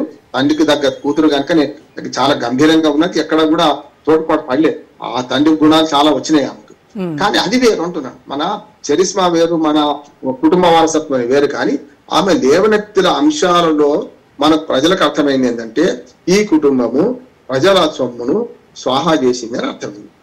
ఇక ముందు పార్టీకి ఎట్లా ఫలితాలు వస్తాయి? ఇప్పుడు తిట్టనుకోవడానికి సామెత ముదురు మాట. అట్లానే ఇప్పుడు ఆమె ఏం చేసిందంటే పార్టీలో తండ్రిని ఆయనను కాపాడుకుంటూనే ఇటు ఎక్కిపెట్టినట్టుంది కాదు. నా ఉద్దేశం అంటే ఎక్కిన కొమ్మని ఆమె నడుపుకుంటుంది అంటున్నాను. అయితే లేఖ లీక్ అయిన తర్వాత ఎప్పుడైతే కవిత మీడియా ముందుకు వచ్చి ఫస్ట్ టైం మీరు ఇందాక చెప్పినట్టుగా కేసీఆర్ దేవుడు కానీ ఆయన చుట్టూ దయ్యాలున్నారు అని ఇలాంటి వ్యాఖ్యలు, అప్పుడు ఉన్నంత అగ్రెషన్ కావచ్చు, ఆ వే ఆఫ్ స్టైల్ కావచ్చు, అదంతా చాలా ఈ రోజు ప్రెస్ మీట్లో చూస్తే చాలా సబ్మిసివ్గా చాలా స్ట్రాటజిక్గా మాట్లాడింది. అంటే ప్రతిసారి రామన్న అంటూ, అలాగే నాన్న ఆరోగ్యం చూసుకోండి, రామన్న ఒక చెల్లిగా నాకు కనీసం ఏమైంది బేటా, నువ్వు ఇంత బాధపడుతున్నావా, ఏం జరిగింది అని కూడా నన్ను ఇన్ని రోజులు 103 రోజుల్లో ఏ ఒక్క రోజు నన్ను అడగలేదు అని చెప్పేసి చాలా కొంత నాకు ఆ ప్రెస్ మీట్కి ఈ ప్రెస్ మీట్కి చూస్తే చాలా వ్యత్యాసం కనబడుతూ ఉంది. కరెక్ట్, మీ అబ్జర్వేషన్ కరెక్ట్. నేనేమంటున్నానంటే ఇప్పుడు వీళ్ళ భావోద్వేగాలతో వీళ్ళ కుటుంబ కథా చిత్రం మనకేం సంబంధం అంటున్నాను. నిజంగా చెప్పండి, ప్రజల దృష్టి ఆలోచన చేస్తే మీ అన్న చీలకు పడకపోతే మీ బావకు నీకు పడకపోతే మాకేమిటి? మీరు ఇప్పుడు ఒక మాట చెప్తాను, దేశం అంతా కూడా ప్రాంతీయ పార్టీలని కుటుంబ పార్టీలుగా మారిపోయింది. సమస్య ఇంకొక మాట అంటానికి వీల్లేదు కూడా. ఆ కుటుంబం చేతుల్లో ఈ పార్టీలు ఉంటాయి, అది ఏమని కావచ్చు. వైఎస్ఆర్సీపీ అంటే జగన్మోహన్ రెడ్డి, జనసేన అంటే పవన్ కళ్యాణ్, ఇక్కడ బీఆర్ఎస్ టీఆర్ఎస్ అంటే ఈ కేసీఆర్, మొత్తం కుటుంబము. మీరు చూడండి ఉత్తర భారతదేశంలో కానీ దక్షిణ భారతదేశంలో కానీ బీహార్ బీహార్లో ప్రాంతీయ పార్టీలని ఆ కుటుంబ పార్టీలు కావా, అన్నా డిఎంకే కుటుంబ పార్టీలు కావా. కనుక ఈ ప్రాంతీయ పార్టీలను కుటుంబ పార్టీలకు మారిపోయింది. జాతీయ పార్టీలే గాంధీ కుటుంబం అంత లేకుండా ఒక కాంగ్రెస్ పార్టీ లేవలేని పరిస్థితి ఉన్నప్పుడు మిగతా అన్ని అట్లాగే ఉంటుంది. ఇక్కడికి వచ్చే కల్లా ప్రజల ఆవేదన, ప్రజల దృష్టి ఆలోచన చేద్దాం. మీ కుటుంబ కలహాల వల్ల మీరు ఇప్పుడు బయట పెట్టుకున్నారు, కానీ ఒకవేళ మీ కుటుంబ కలహాలు లేకపోతే మీ అన్న, మీ హరీష్ రావు, మీరు అందరూ ఒకటే అనుకుంటే మాకు బయట పడకపోయేవి కానీ ఇటువంటి విషయాలు అంటున్నాను. అయ్యో అవినీతి కానీ, ఆశ్రిత పక్షపాతం కానీ, లేకుండా అధికార దుర్వినియోగం, 3 ఉన్నాయి ఆమె ఆరోపణలో. అధికార దుర్వినియోగం మనకు నేరాల సంఘటన, మా ఆశ్రిత పక్షపాతం అంటే వాళ్ళు అనుకున్న వాళ్ళకే అండవాడేవాడు, 3 అవినీతి, 3 ఉన్నట్టే కదా. ఈ 3 ఏ పార్టీలోనూ ఉంటాయి, కాంగ్రెస్ పార్టీలో ఉంటాయి కూడా. అందుకని రేవంత్ రెడ్డి గారు మంచి మాట చెప్పారు, వాళ్ళ కుటుంబ కలహాలు మాకేంది, దొంగలు ఊళ్ళు పంచుకున్నారు, ఆ ఊళ్ళ పంచుకోవడంలో తేడాలు వచ్చినాయి, అందుకని బయటపడుతున్నారు అన్నారు. అందుకని ఆమెకు ఇంకొక మార్గం లేకుండా కూడా చేసుకున్నది. ఒకటి కాంగ్రెస్ పార్టీని చెప్తున్నది, అటు రేవంత్ రెడ్డి, హరీష్ రావు ఒకటి అంటున్నది. ఇటు పక్కన బీజేపీని మొన్నటిదాకా తిట్టి బీజేపీలు కలుస్తామంటే నేను వ్యతిరేకించిన అనేది. ఆమెకు ఆప్షన్, నాకు నా ఉద్దేశం ప్రకారం మిగిలిన ఆప్షన్ ఏమని ఉంటే రోజా గారు ఒకటే ఉంటుంది, సొంత పార్టీ పెట్టుకోవడం. ఆమె అదే క్లియర్ గా చెప్పారు కూడా కదా, నేను ఏ పార్టీలో చేరను, నాకు ఏ పార్టీతో అవసరం కూడా లేదు, నిన్నటి నుంచి రకరకాల వార్తలు వస్తున్నాయి, అవన్నీ ఉత్తి పుకార్లే, నేను కార్యాచరణ ఏంటో కాస్త ఆలోచించి సంయమనంగా నేను ఒక నిర్ణయం తీసుకుంటాను అని చాలా క్లియర్ గా చెప్పారు. అంటే దాని అర్థం కొత్త పార్టీ వైపే ఆవిడ ఆలోచనలు, ఆవిడ మొగ్గు చూపుతున్నట్టుగా మనం అర్థం చేసుకోవచ్చు అంటారా? కొంచెం బ్రీతింగ్ కోసం అవుతుంది అనుకుంటున్నాను. అంటే ఇప్పుడు ఎట్లా ప్రెస్ మీట్ పెట్టింది, ఇవాళ ఉన్న ఉత్సాహం కానీ, ఇవాళ ఉన్న వేడి కానీ రేపు ఉండదు. రేపు ఎల్లుండ మళ్ళీ కవిత ప్రెస్ మీట్ పెడితే పార్టీ గురించి అనౌన్స్ చేస్తారంటే మనం అందరం పోతుండొచ్చు, కానీ పెద్దగా ఆసక్తి ఉండదు. మెల్లమెల్లగా రాజకీయాల్లో హత్యలు ఉండవు, ఆత్మహత్యలు ఉంటాయి. ఆమె చేసిన చర్య ఆత్మహత్య సదృశ్యం అంటుంది. ఇప్పుడు ఆమె ఆరోపణలు వెనక్కు తీసుకున్నా ముందుకు పోయినా కూడా పార్టీకి అయితే నష్టం జరిగింది కదా, చాలా పెద్ద ఎత్తున నష్టం జరిగింది. అధికారంలో ఇప్పుడు గుడ్డల మీద కుంపటిలాగా నిన్నటిదాకా కుంపటి పగిలిపోయింది. ఇప్పుడు కేసీఆర్ గారు ఫామ్ హౌస్ లో కూర్చొని ఏం ఆలోచిస్తున్నారో తెలియదు, కానీ వరకు చెప్పాలంటే తండ్రి గుండెల మీద గుద్దినట్టే లెక్క. ఇప్పుడు తండ్రిని అన్నని సేవ్ చేసుకుందాం అనుకుంటుంది, సేవ్ చేసినా అనుకుంటుంది, కానీ వాళ్ళ మీద ఆరోపణ అంతా అటువైపే తిరిగినట్టే ఉంటుంది. రేపు పొద్దున ఖచ్చితంగా అన్న తండ్రి నాన్న అన్న కూడా ఈమె ఆరోపణలు మాత్రం అటువైపే తిరిగి ఉంటాయి. రెండోది ఏంటంటే ద్వారములు తెరిచేవును ఎవరంటున్నారు? బీజేపీ రామచంద్రరావు గారు స్పష్టంగా చెప్పిండు ఆమెను చేర్చుకునేది రేపు పోమన్నాడు. ఎందుకంటే ఇక్కడ కుంభకోణంలో కేసులో ఉంది కదా, మిగతా గుణా చౌదరు లేకపోతే సీఎం రమేష్ ఉత్తరించుకొని కొంచెం ఏమంటున్నారంటే బీజేపీ పోతే ఏమంటున్నారు, పోయడానికి అవకాశం లేదు. ఖచ్చితంగా ఆమె శిక్ష పడడానికి ప్రయత్నం చేస్తారు. ఇటు పక్క రేవంత్ రెడ్డి గారి మీద డైరెక్ట్ మొన్న ఇప్పుడు కూడా 2 సార్లు ఆరోపణ చేసింది కదా, అటువంటి అప్పుడు ఇటు పక్క కూడా పోవడానికి అవకాశం లేదంటున్నాను. ఇటు పక్క కూడా కాంగ్రెస్ కు పోయే అవకాశం అంతకంటే లేదంటున్నాను. ఒక మహిళగా గౌరవిస్తూనే తండ్రి కూతుళ్ళ పంచాయతీలో లేకుంటే అన్న తమ్మ చెల్లెల పంచాయతీలో లేకపోతే కుటుంబ సభ్యుల పంచాయతీలో ప్రజలు ఎందుకు బలిపెడుతున్నారు, పార్టీని ఎందుకు బలిపెడుతున్నారు? 60 లక్షల మంది ఆకాంక్షలు, తెలంగాణ పేగుబంధం నీ తండ్రికి నీకుండొచ్చు, కానీ తెలంగాణ పేగుబంధం పార్టీతో ఉన్నది కదా. ఇవాళ 4 కోట్ల మంది ప్రజలు ఉంటే సుమారు 60 లక్షల మంది డైరెక్ట్ గా పార్టీ సభ్యులు ఉన్నారు ఇవాళ రాష్ట్రంలో. వాళ్ళ లెక్క ప్రకారం తీసుకున్నాం 60 లక్షల ప్రజలు ఉన్నట్టే 60 లక్షల కుటుంబాలు, 60 లక్షల కన్నా 20 లక్షల కుటుంబాలనే ఉంటాయి కదా నలుగురు లెక్క పెట్టుకున్నా కూడా. మరి 20 లక్షల కుటుంబాల మనోభావాలు ఏం కావాలి? పార్టీని అన్ని ఓట్లేసినాం కదా, వీళ్ళు ఇటువంటి పనులు చేస్తున్నారని ఒకటి వచ్చిన తర్వాత పార్టీ పట్ల ఎట్లాంటి భావన కలుగుతుంది పార్టీ సభ్యులకు కానీ లేకపోతే సామాన్య ప్రజలకు, ఆ పార్టీలో సభ్యులు కానీ ఓటేసే వాళ్ళకు కూడా ఏ భావన కలుగుతుంది అంటే దీన్ని బట్టి అర్థం ఏంటంటే ప్రజల సొమ్మును అప్పలంగా దోచుకున్నారు. పంచాయతీ ఎక్కడ వచ్చిందంటే అధికారం పంచుకోవడంలో, అవినీతి డబ్బులు పంచుకోవడంలో వచ్చింది అని మాట వస్తున్నది. ఆమె టార్గెట్ అంతా 90% హరీష్ రావు మీద పెట్టింది. ఇంకోటి హరీష్ రావు రాజకీయ కుట్రలను కూడా బయట పెడుతున్నది చర్చింది. ఇదే రాజకీయ కుట్రలను కేసీఆర్ గారు ఇంత కూడా తెలుసుకోలేనంత అజ్ఞానంలో అంధకారంలో ఉన్నారా అని నేను అంటున్నాను. అంధకారంలో లేరు కదా అంటే ఆయన కూడా దీన్ని ఆమోదించినట్టే లెక్క. 2018లో 20 నుంచి 25 మంది ఎమ్మెల్యేలకు సొంతంగా ఫండింగ్ చేశాడు హరీష్ రావు. ఎందుకంటే రిజల్ట్ కొంచెం అటు ఇటు అయితే ఆయన పక్కన నిలబడడానికి ఒక 20-25 మంది ఎమ్మెల్యేలను ముందే సెట్ చేసుకున్నారన్నారు. మరి ఈ విషయం 2018 విషయం నీకు తెలిసినప్పుడు ఎందుకు మరి వాళ్ళ ఫాదర్ కి చెప్పలేదు అని అంటారు? ఈ చేస్తుంటే నాకు అర్థమైంది అంటే చంద్రబాబు నాయుడు గారికి గుర్తొస్తుంది మళ్ళీ. అప్పుడు లక్ష్మీపార్వతి బాగా పెత్తనం చేస్తున్న క్రమంలో చంద్రబాబు నాయుడు గారు ఏం చెప్పినట్టే టికెట్ ఇచ్చే ఫామ్ ఇచ్చే అధికారం నాకు లేదు, ఎట్టైనా ఆయన అవుతుంది కనుక మీరు ఆమె కాళ్ళు పట్టుకుంటారు, ఏం చేస్తారో చేసుకోండి, అక్కడ టికెట్ తెచ్చుకోండి, ఫండింగ్ నేను చేస్తా. ఆ తర్వాత కదా వైస్రాయి ఉదంతం జరిగి చంద్రబాబు నాయుడు గారికి ఇంతమంది ఎమ్మెల్యేలు మద్దతు ఇవ్వడానికి కారణం సరిగ్గా ఆయనలాగనే. మొదటి నుంచి మనకు తెలంగాణలో మాట ఏమంటున్నారంటే రేపు పొద్దున మరో చంద్రబాబు నాయుడుగా మారుతాడు హరీష్ రావు అని మాట మొదటి నుంచి సమాజంలో చలమణలో ఉన్నది. అంటే తెలియకల వాడు డిప్లొమాటు, ఇవాళ అన్న తమ్మి అని చేసుకుంటారు. కొంచెం కేటీఆర్ షార్ట్ టెంపరు ఆయనే ఒప్పుకున్నాడు. ఏది కేటీఆర్ గానే ఒక పంపించి టీవీ ఛానల్ మాట్లాడుతూ నాకు కొంచెం షార్ట్ టెంపర్ అయితే ఎక్కువ అని అనుకుంటారు కానీ నేను చాలా బోళా అని మాట్లాడాను. ఎట్లా కేసీఆర్ గారు ఉద్యమ నాయకుడు, ఆయన కూడా ఉన్నట్టు మంచి చోటు మాట్లాడేస్తాను. ఈ కవిత సంగతి మనకు తెలిసిందేనే. కనుక హరీష్ రావు కుట్రలు కుతంత్రాలు తెలుసుకున్నా మరి అటువంటి అప్పుడే ఇవాళ మరి మన హరీష్ రావును 6 నెలలు పక్కన పెట్టారు కదా, మంత్రివర్గంలో కొడుకుని తీసుకోవాలి, కూతురుని తీసుకోవాలి, ఈయనని తీసుకోవాలి, అల్లుని తీసుకోవాలి. అటువంటి అప్పుడు మళ్ళీ తీసుకున్నాడంటే కాంప్రమైజ్ అయినట్టే కదా కేసీఆర్ గారు. కాకపోతే శిక్ష వేసింది ఏంటంటే కాళేశ్వరరావు అని పిలిపించుకొని గవర్నర్ చేత శబాష్ అనిపించుకుంటా ఆయనను రెండోసారి అధికారంలోకి వచ్చిన తర్వాత మళ్ళీ ఇరిగేషన్ శాఖ ఇవ్వలేదు. మొదలేమో 6 నెలలు దూరం పెట్టిండు, తర్వాత ఇరిగేషన్ శాఖ ఇవ్వలేదు. ఇవ్వకుండా మనకు ఆరోగ్య శాఖ ఇతర శాఖలు అప్పచెప్పిండు. అంటే అప్పుడు ఆ శిక్ష సరిపోద్ది అనుకున్నాడేమో మరి. ఆయన ఫోన్లే సంపాదించుకున్నాడు, కాళ్ళు పట్టుకున్నాడు, వేళ్ళు పట్టుకున్నాడు, ఎంతైనా మేనాడు, అది కూడా రక్త సంబంధమే కదా. నువ్వు తల్లిదండ్రులు చచ్చిపోయి తెలంగాణలో సామెత ఉంది రోజు గారు, తల్లిదండ్రులు చచ్చిపోయినా సరే మేనమామ బతుకుంటే తండ్రితో సమానం అని. మరి అటువంటి అప్పుడు మరి మేనమామగా క్షమించిండా? ఇప్పుడు కూతుర్ని ఎట్లాగూ ఇన్ని రోజులు ఓపిక పట్టి వాళ్ళ పార్టీ నుంచి బయట పంపాల్సిన అవసరం ఎట్లా వచ్చిందో కొంచెం తాను కూడా మరి సెంటిమెంట్ ఉపయోగించుకొని నీ మేనాలు కూడా నీకు నా తల్లితో సమానం అని కాళ్ళు పట్టుకున్నాడు. ఏం ఆ మాట కూడా అన్నట్టు కదా ఆమె, మళ్ళీ కాళ్ళు పట్టుకుంటే వచ్చిందని చెప్పింది కదా ఆమె కదా. అందుకని ఇవన్నీ ఎట్లా ఉన్నాయి అంటే రేవంత్ రెడ్డి కాళ్ళు పట్టుకున్నాను నాకు ఆ మాట అన్నది. అంటే ఇట్లాంటి రాజకీయ ఆరోపణలు చేసేటప్పుడు కొంత స్పష్టత ఉండాలని కూడా అనుకున్నాడు. కవిత గారి నిజంగా భావోద్వేగము, ఆమె మాటలు ఇవన్నీ చూస్తే కొంచెం మనకు కూడా జాలి అనిపిస్తుంది. కాదట్లేదు, ఒక మనిషిగా మనకు కూడా మనం అంతా మనుషులమే కనుక కొంతవరకు జాలి అనిపిస్తుంది. కానీ జాలి కంటే ఒక పార్టీని ఏ వైపు తీసుకెళ్తున్నాం? ఇవాళ అధికారంలో లేకుండా పోయిన పార్టీ, తండ్రి చాలా కష్టాల్లో ఉన్నాడు, సిబిఐ ఎంక్వైరీ అంటున్నారు, జైలు పోతున్న భయం ఉన్నది, నువ్వే అన్నావు కదా, ఆమె అన్నదిగా. అటువంటి అప్పుడు ఇప్పుడు దీన్ని బయట పెట్టాల్సిన సమయం సందర్భం ఇదా అని నేను అంటున్నాను. ఒకటి. రెండోది ఏంటంటే రేవంత్ రెడ్డి గారు హరీష్ రావు కలిశారు విమానంలో అన్నమాట మాట్లాడు. అది ఢిల్లీ నుంచి హైదరాబాద్కి వచ్చే విమానమా, హైదరాబాద్ నుంచి ఢిల్లీ పోయే విమానం నాకు తెలియదు అంటే. అట్లానే ఇప్పుడు అట్లా నిజంగా నా ఆరోపణ రుజువు తెలుసుకుంటే ఫలానా విమానాలు కలిసిపోయిందంటే అది కూడా తప్పు కాదంటుంది.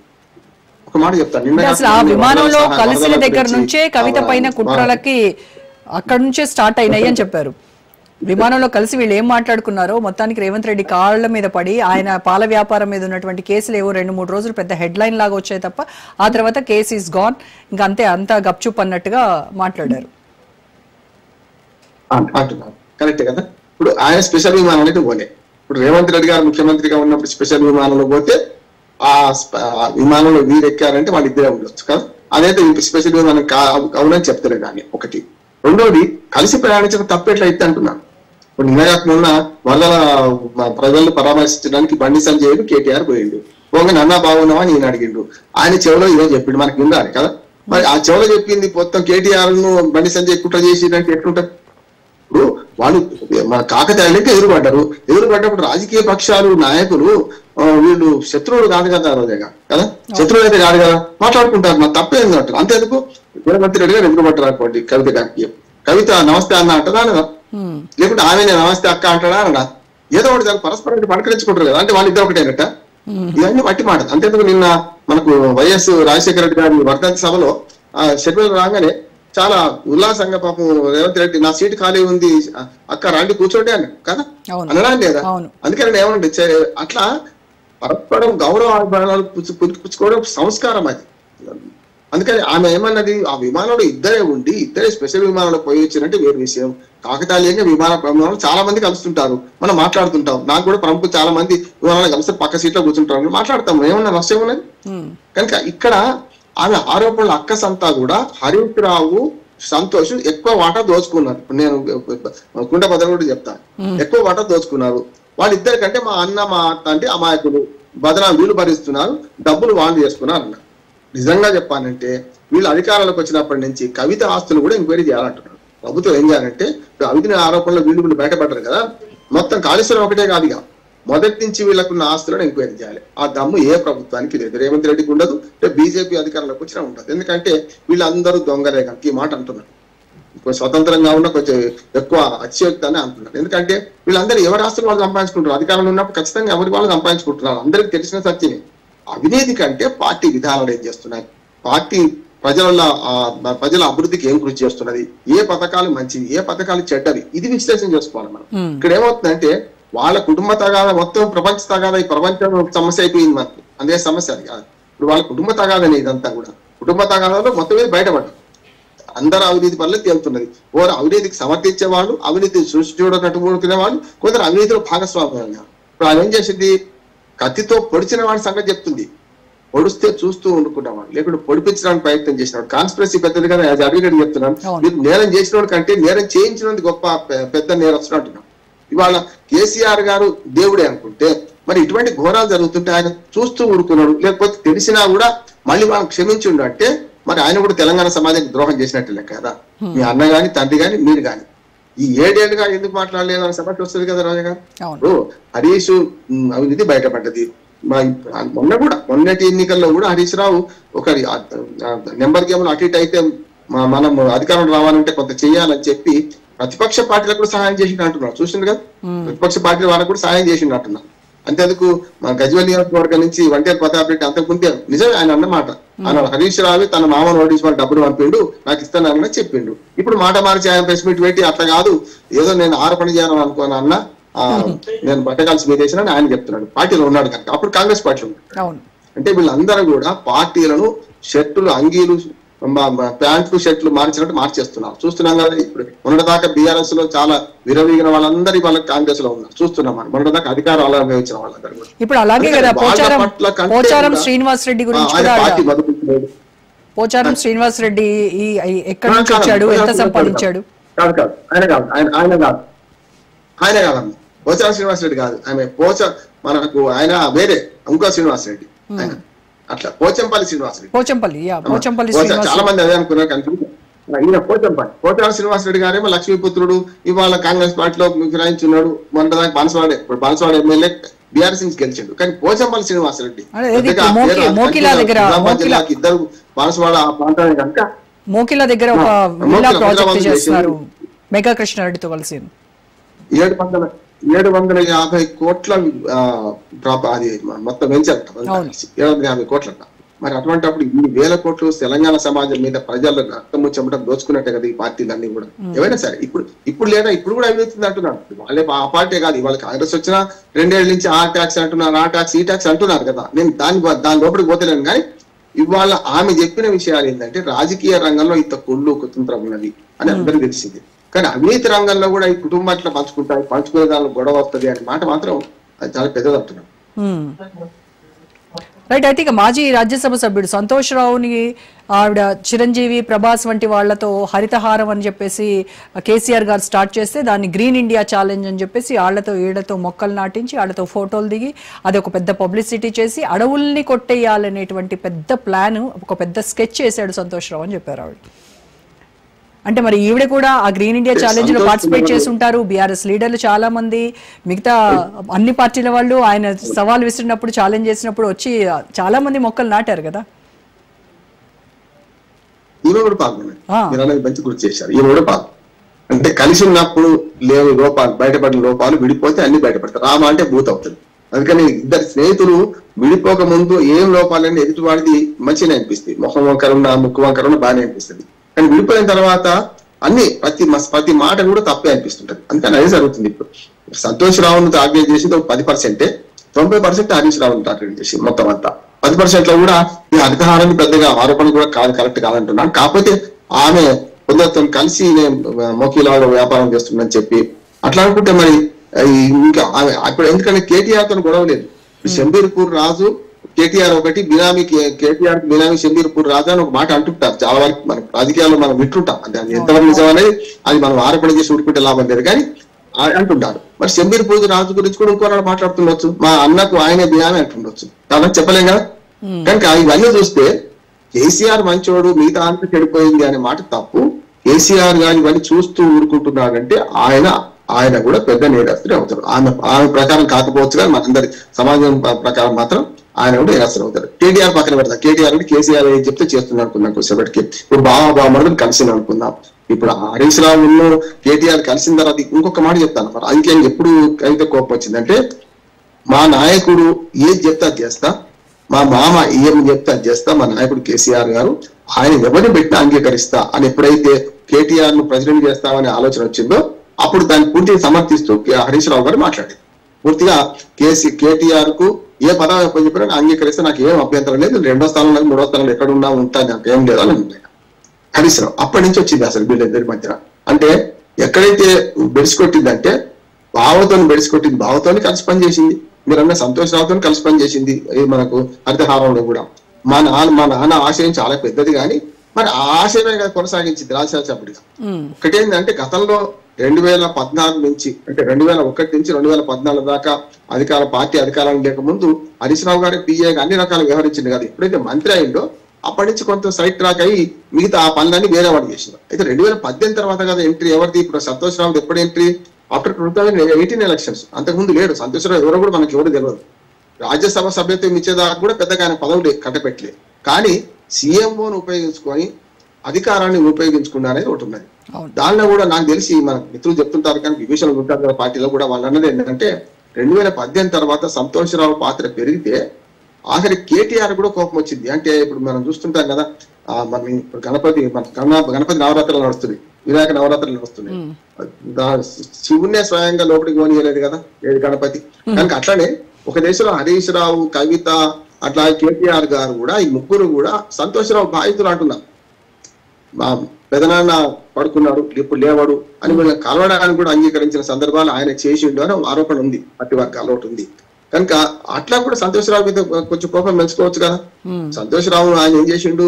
వ్యక్తిగత సహాయకుడిగా ఒక రకంగా చెప్పాలి. అయితే పూర్తిగా ఒక అంటే కుటుంబ సభ్యుడే కనుక పూర్తిగా పిఏ అనొద్దు కానీ వ్యక్తిగత సహాయకుడిగా పూర్తిగా ఆయన ఇంటర్నల్ గా బెడ్రూమ్ లో పోయేంత చొరవతో ఉంచుకున్నాం. బిడ్డ, కొడుకు, అల్లుడికి లేని స్వేచ్ఛ ఆయనకి ఇచ్చాం. ఆ తర్వాత ఆయనకు పదవి ఉంటే తప్ప ఆయన పలుపడి చెల్లదు అనుకున్నాం. అసలు ఒక రకంగా చెప్పాలంటే సంతోష్ రావు గారి గురించి ఆయన బయట పెట్టలే కానీ అంటే కేసీఆర్ బదనాం అవుతారు కదా.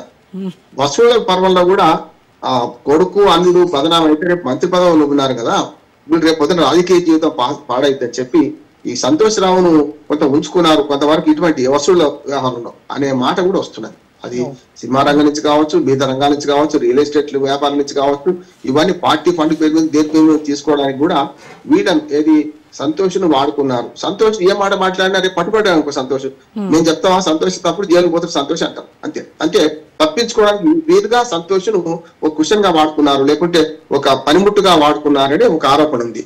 ఆ మాట ఇప్పుడు కవిత చెప్పలేదు, ఎందుకంటే తండ్రికి నష్టం జరుగుతుంది కదా. తను ఏం చేసింది, తండ్రిని అన్నను కాపాడుకునే క్రమంలో వాళ్ళిద్దరు మంచోటే.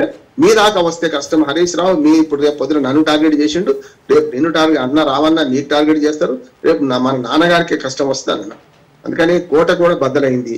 ఇప్పుడు అన్ని బహిరంగ రహస్యాలు బయటపడుతున్నాయి, అంతఃపుర రహస్యాలు బయటపడుతున్నాయి. ఏమైనా సరే కవిత గారు ఇప్పుడు చేసిన ఆరోపణలు తెలంగాణ సమాజానికి మంచివి అంటున్నాను. మొత్తం మీద డొల్లతనం తెలిసింది, పార్టీలో ఏం జరుగుతుంది, అధికారంలో ఉన్నప్పుడు ఏం జరిగింది, ప్రజల సొమ్మును ఎట్లా దుర్వినియోగం చేసినప్పుడు తెలుస్తున్నాయి, ఇంకా తెలవాల్సిన అవసరం ఉందా? రైట్. అయితే ఆదిలోనే హంసపాద్ అన్నట్టుగా ఇవాళే కేసీఆర్ సమక్షంలో బీఆర్ఎస్ పార్టీలో చేరేందుకు తెలంగాణ జాగృతి సభ్యులు కార్యకర్తలు ఎవరైతే ఉన్నారో వాళ్ళు ఉమ్మడి ఖమ్మం జిల్లాకు సంబంధించినటువంటి ఒక 300 మంది వచ్చి బీఆర్ఎస్ పార్టీలో జాయిన్ అయ్యారు. దీన్ని ఎలా చూడాలంటారు? ఇప్పుడు ఎత్తులు పై ఎత్తులు జరుగుతుంటారు చూస్తున్నాం కదా. బీఆర్ఎస్ జాగృతి కార్యకర్తలు 300 మంది ఇప్పటిదాకా ఖమ్మం జిల్లాలో ఉన్నాయంటే నమ్మినాం ఎవరన్నా? అంటే వాళ్ళకి చెప్పేస్తారు, తీసుకొస్తారు, ఏం చేస్తారు. ఎందుకంటే ఇప్పుడు రాజకీయ పోరాటం మొదలై ఇప్పుడు హుస్నాబాద్ నియోజకవర్గంలో సిద్దిపేట జరిగింది. సిద్దిపేట జరిగితే రెడ్డి యానికి పట్టుబడతారు ఎవరు, హరీష్ రావు జయించిండట. కానీ పక్క నియోజకవర్గం హుస్నాబాద్ లో నిన్న పెద్ద ఎత్తున కవిత ఫ్లెక్సీలు తగలబెట్టడం, కవితలు దిష్టి బొమ్మలు తగలబెట్టడం చేసింది కదా. ఇది చూడండి, ఇది జరుగుతుంది ఇంకా. కానీ హరీష్ రావు వద్దన్నారేమో అనుకుంటున్నాను నేను, వ్యతిరేకించిన తప్పిది. మీ నిన్నటిదాకా కలిసి ఉన్న మీ పార్టీ సభ్యురాలిని, మీ నాయకురాలిని ఇట్లా తూలనాడితే రేపు కష్టం అన్నాను. ఇద్దరిని హెచ్చరించానండి నేను. ఒకటేమో అడ్డంగా నరికేస్తామని జాగృతి కార్యకర్తలు ఎవరు నరికేస్తారు? కేసీఆర్ నరికేస్తారా, హరీష్ రావు నరికేస్తారా, కేటీఆర్ నరికేస్తారా, సంతోష్ నరికేస్తారా అనే మాట నేను చెప్పిన. ఏది జాగృతి కార్యకర్తలేమో ఎవడు అడ్డము, వాడేవాడు వీడేవాడు, తెలంగాణకు అడ్డేవాడు, కవితక్క అడ్డేవాడు, నరికేస్తాం అడ్డేవారని నరికేస్తామన్నారు. నేను అదే చెప్పిన నవ్వుతూ, అసలు ఎవరు నరికేస్తారు మీరు అడ్డేవారంటే హరీష్ రావు, అడ్డేవారంటే ఆమె శత్రువులు నలుగురే కదా, మిగతా వాళ్ళు ఎవరు కాదు. ఒక లిటిల్ మన ఆయన పాపం ఏమో అన్నది, అది లిల్లీ పుట్ అనుకుంటూ జగదీష్ రెడ్డి అన్నది, కానీ మిగతా ఇబ్బంది అంటలేదు కదా ఆమె పార్టీలో. ఇంకా రేవంత్ రెడ్డి అంటుంది కానీ పార్టీలో ఇంకా మిగతా ఇబ్బంది అంటలేదు. కాబట్టి సాక్ష్యం పిల్లికి ఎలక సాక్ష్యం అన్నట్టు అది ఆ సాక్ష్యం తీసుకునే ప్రయత్నం పల్లా రాజేశ్వర రెడ్డి గారి గురించి ఇంకొకరి ఇద్దరు గురించి చెప్పినట్టుంది. అది పెద్ద లెక్క తీసుకునే సమస్య కాదు అది. కానీ ఇప్పుడు ఆ విషయంలో చూసుకుంటే ఆమె ఇప్పుడు ఏదైతే నిన్న మాట్లాడుతుందో, ఇవాళ 300 మంది కార్యకర్తలు తీసుకుంటా అంటున్నారో, 300 కాదు ఇప్పుడు మొదలైతే చూడండి. తెలంగాణ జాగృతి పేరు మీద ఆమె అయిపోయిన ఆమె అంటే ఎవరు లేరంటే రుజువు చేయడానికి బీఆర్ఎస్ పార్టీ కార్యకర్తలకి లేకుండా సామాన్య ప్రజలకి ఆ కండవాలు కప్తారు, తీసుకొచ్చి ఆ కండవా తీసేస్తారు, టీఆర్ఎస్ కండవాలు కప్తుంటారు. ఇదొక రాజకీయం అంటున్నాం. ఇది ఈ రాజకీయాన్ని ఆమె ఈజీగా ఎదుర్కోగలుగుతుంది. చెప్తుంది హరీష్ రావు కుట్ర అంటది, అయిపోతుంది, ఒక మాటతో అయిపోద్ది కదా, ఏముంటది అలా. అయితే హరీష్ రావుతో కుమ్మక్కై సీఎం రేవంత్ మొత్తం అంతా అంటే కేసులు లేకుండా చేయడం కావచ్చు, ఇదంతా వాళ్ళిద్దరికి మనకు కంటికి కనిపించని దోస్తానా వాళ్ళిద్దరి మధ్య ఉంది అనేది ఆవిడ వాదన. సో అందులో భాగంగానే కేసులు కూడా 2 రోజులు మాట్లాడతారు, 3వ రోజు నుంచి మాట్లాడతారు. ఎందుకంటే ఆ అండర్స్టాండింగ్ వేరే ఉంటుంది, వాళ్ళకి అందాల్సిన అన్ని అందిన తర్వాత మొత్తం అంతా సైలెంట్ అయిపోతారు అని. ఈ రకంగా మరి సీఎం రేవంత్ ని ఆవిడ అంతలా విమర్శిస్తూ ఉంటే, ఇటు బీఆర్ఎస్ లీడర్లు మాత్రం అసలు కవిత వెనకాలండి నడిపించేది ఈ కర్త కర్మ క్రియ కథ స్క్రీన్ ప్లే దర్శకత్వం అన్ని కూడా రేవంతే అని వాళ్ళు విమర్శిస్తూ ఉన్నారు. ఇవన్నీ కూడా ప్రజలను కూల్ చేయడానికి. ఉదాహరణకు నిన్న అసెంబ్లీ సాక్షిగా కాళేశ్వరం రిపోర్ట్ మీద ప్రవేశపెట్టిన తర్వాత రేవంత్ రెడ్డి ఎంత మామ అల్లుడు అన్నాడా లేకుంటే తండ్రి కొడుకు అన్నాడా చూడండి. ఆ లెక్కన కేటీఆర్ మీద ఒక్క విమర్శ పెట్టి రేవంత్ రెడ్డి గారు మొన్న 9 గంటలు కాళేశ్వరం మీద చర్చ, అంతా సరే బీసీ చర్చలో వీళ్ళిద్దరు పాల్గొనలేదు. ఉంటా కూడా వాళ్ళు బీసీలను ముందర పెట్టి బీసీల భుజాల మీద తుపాకులు పేల్చేశారు అంతే. అటు గంగుల కమలాకర్ను, ఇటు పొన్నం ప్రభాకర్ను వీళ్ళు పెట్టుకుని చేసుకున్నారు, అది వేరు. కానీ ఇక్కడికి వచ్చారు కన్నా 9 గంటల చర్చల్లో రేవంత్ రెడ్డి పదే హరీష్ ను కేసీఆర్ ను టార్గెట్ చేసిండా, మన కేటీఆర్ ని చేసిండు, చేయలే కదా. మరి అటువంటిప్పుడు కేటీఆర్ రేవంత్ రెడ్డి ఒకటే ఎందుకు అనుకోవద్దు? అంతే కదా, సహజంగా అనిపిస్తుంది కదా. తండ్రి కొడుకులను ఎక్కడ అనలేదు. కాకపోతే మీ నాయకుడు, మీ వెనక కూర్చున్న నాయకుడు అని మాట్లాడిన అంతే తప్ప డైరెక్ట్ గా హరీష్ రావును కేసీఆర్ ని టార్గెట్ చేసింది. మరి ఆ లెక్కనైతే ఈమె వాదన డొల్లతనమే కదా. వాళ్ళిద్దరు ఒకటే అనే మాట నిజంగా ఒకటే అనుకుందాం కొద్దిసేపటికి. మెయిన్ మీడియాను కూడా అవమానించింది ఆమె అంటారు. ఇప్పుడు ఇవాళ మాట్లాడింది అంటే సోషల్ మీడియా వేరు, మెయిన్ మీడియా అనట ఎవరు మెయింటైన్ చేస్తున్నారట, హరీష్ రావు మెయింటైన్ చేస్తున్నారట. అంటే డబ్బులు ఇచ్చా లేకపోతే లంచాలు ఇచ్చా ఏం చేస్తున్నట్లు లెక్క ఒక మాట అంతే కదా. ఇప్పుడు ఆమె మీడియాకు వచ్చారు కవర్లు ఇచ్చింది ఆమె మరి అంతే కదా. ఇప్పుడు మెయిన్ మీడియాను కూడా ఎవరికి అటగట్టింది, హరీష్ రావు అంటే మెయిన్ మీడియా చేస్తారు. అంటే సోషల్ మీడియానేమో మనకు కేటీఆర్ మెయింటైన్ చేస్తున్నాడు, కేటీఆర్ తాను సంపాదిస్తున్నాడట.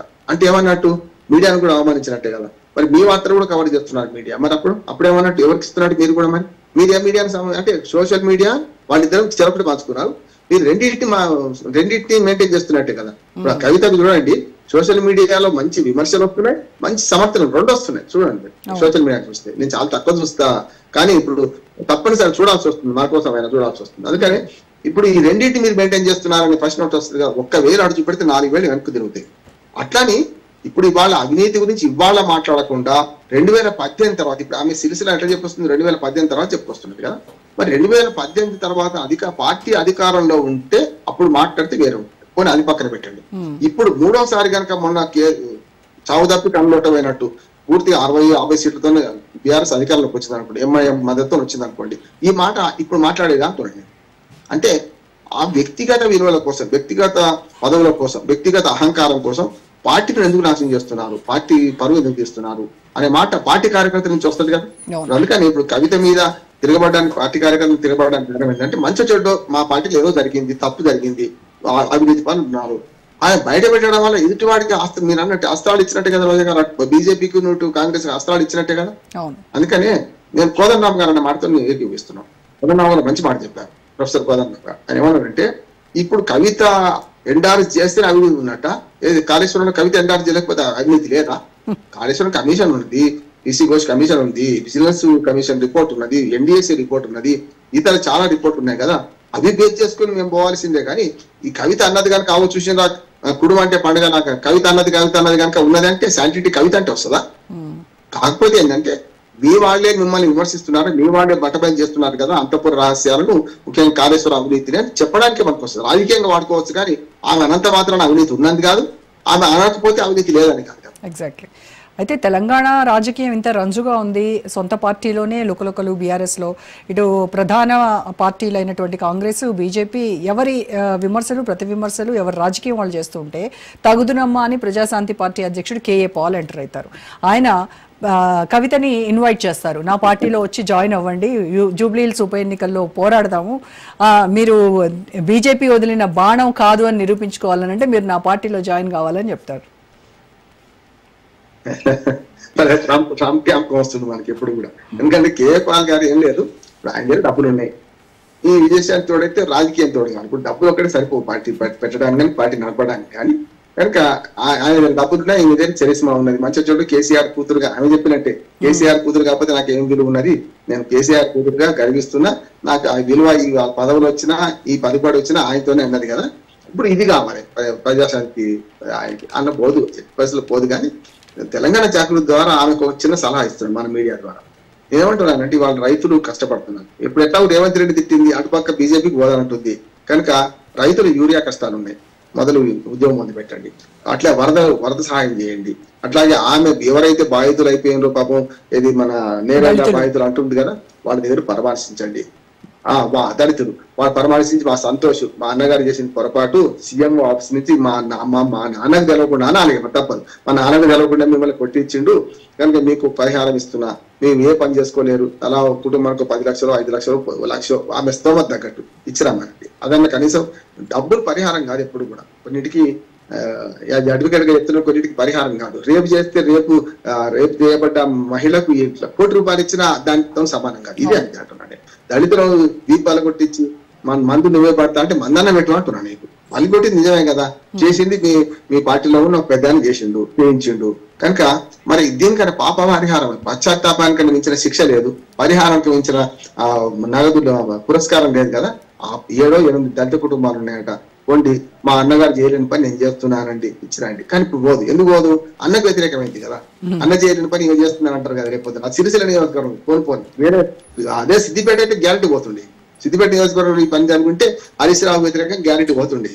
అన్ని రాజకీయాల్లో ఇవి ఎట్లా ఉన్నాయి రాజా గారు, ఎప్పుడుంటది అంటే అన్ని రాజకీయాల్లో వాళ్ళు చేసింది మంచి అనుకుంటున్నారు, ఎదుటి అంటే కష్టం వచ్చేదాకా అంటే పొరపొచ్చాలు వచ్చేదాకా వాళ్ళందరూ కలిసే ఉంటున్నారు. పొరపచ్చాలు వచ్చినప్పుడు బయటపడుతుంది. కానీ ఇప్పుడు ఆమె నా సలహా ఏంటంటే ప్రజారంగంలో దూకండి. గతంలో అన్నది కదా ఆమె ఈ 7 నెలలుగా ఏది ఏప్రిల్ ఆమె జైలు నుంచి బయటకు వచ్చినప్పటి నుంచి 2024 ఇప్పటి నుంచి ఇప్పటిదాకా నేను ఈ పనులు చేసిన అన్నది కదా, అవన్నీ మన నిరాకటంగా చేయండి. ఎందుకు ఎట్లాగో మన జాగృతి కార్యకర్తలు ఉన్నారు పోకముందే ఇప్పుడు 300 మంది చేసుకున్నారు కదా, అట్లా మరి ప్రతి దగ్గర నుంచి 200 మంది 300 మంది 400 మంది మన బీఆర్ఎస్ లో చేరుతుంటే రేపు పొద్దున మనకి కష్టం వస్తుంది. కనుక ఉన్న కార్యకర్తలతోనైనా సరే ముందుకెళ్ళి ఈ ప్రజలకు ఉపయోగపడిన కార్యక్రమాలు వరదల్లో చాలా సహాయం కావాలి చేయండి, కష్టమేం లేదు. బాబు మంచిగా చెడ్డో అందరితో పాటు మీరు తృణోపనం వెనకేసుకున్నారని అందరూ అంటున్నారు మిమ్మల్ని కూడా. కనుక ఆ తృణోపనం వెనకేసుకున్నారని కొంత ఖర్చు పెట్టండి, ఇప్పుడైనా నష్టం ఉన్నది అంటున్నారు. అయితే కవిత మొన్న మాట్లాడినప్పుడు తన కాంటెక్స్ట్ వేరు, నేను అన్నది కేసీఆర్ గారికి నష్టం చేసేటువంటి పార్టీ ఉంటే ఎంత పోతే ఎంత అనేది నేను మాట్లాడిన దాన్ని వక్రీకరించి దాన్ని ప్రిఫిక్స్ సఫిక్స్లు కట్ చేసి రాంగ్ వేలో ప్రొజెక్ట్ చేశారు అని చెప్పేసి ఆవిడ అన్నారు. అలాగే కర్మ సిద్ధాంతం గురించి కూడా మాట్లాడారు. కలికాలం కాబట్టి అబద్ధాలు మోసాలు చేసే వాళ్ళదే ఈ టైము, కానీ కర్మ సిద్ధాంతం అనేది ఒకటి ఉంటుంది, ఇంతకింత వాళ్ళు అనుభవిస్తారు అని ఆవిడ కన్క్లూడ్ చేయడం జరిగింది. మొదటి దానికి ఏమో ఇప్పుడు ఒకసారి ఆ ప్రెస్ మీట్ అయితే నేను చూసిన మాట్లాడుతున్నప్పుడు ఇప్పుడు ఇవాళ ఎట్లా ఆ 45 నిమిషాల ప్రెస్ మీట్ లో ఆమె మొత్తం చెప్పుకొచ్చిందో అది ఎట్లా చూసినాం ఆనాడు కూడా చూసినాం కదా. నాకు తెలిసి అయితే ఆ ముందు మాట ఆమె చెప్పింది అనలేదు అనిపిస్తుంది నాకైతే. ఒకసారి రికార్డ్ చూడాలి మనం, అంటే ఇంత చూసినా పొరపాటు మనకు కూడా కావచ్చు. కనుక ఇప్పుడు మీడియా మీద బలం వేసినట్టే కదా, ఆమె సోషల్ మీడియా మీద వేసింది, మన మీడియా మీద వేసింది. ఒకవేళ అదే ప్రసంగాన్ని మొత్తం మళ్ళీ చూపెడితే నా తండ్రికి కేసీఆర్కే నష్టం కలిగించే పార్టీ ఉంటే ఎంత పోతే ఎంత అన్నది అనుకోండి, అవును కేసీఆర్ కు నష్టం కలిగించే పార్టీ అయినా ఉండాలి పార్టీ అంటున్నా. ఈ పార్టీ 60 లక్షల మంది సభ్యులు తెలంగాణ హక్కు పోరాటం చేసే మిగతా పార్టీ కానీ ప్రజల ఆస్తి కదా. పార్టీ ఉంటే పోతే ఎంత అనే మాట ఆ ముందు మాట కలుపుకున్నా తప్పే అంటున్నా. ముందు మాట లేదంటుంది, లేదని వీళ్ళు చేసినట్టుంది కదా, ముందు మాట కలుపుకున్నా కూడా తప్పే అంటున్నా. ఎందుకంటే ఉంటే ఎంత పోతే ఎంత అనే మాట కరెక్ట్ కాదు. పార్టీ లేకపోయినా మీరెక్కడి, మీ విలువ ఎక్కడిది, మీ పార్టీ పదవులు ఎక్కడి, ఇప్పుడు నిన్న రాజీనామా చేసిన పదవి ఎక్కడి నుంచి వచ్చింది, అక్కడి నుంచి వచ్చింది కదా. కనుక ఆ మాట సమర్థించుకోవడానికి అర్థం. కానీ ఒకవేళ ఆమె అన్నట్టే ఆ ముందు మాట ఉన్నా కూడా అది తప్పే. Right, thank you so much Rammohan Rao garu. చూద్దాం ఏం జరుగుతుందో తెలంగాణ రాజకీయంలో. రైట్, ఇది ఇవాల్టి special debate. Stay tuned to Raj news.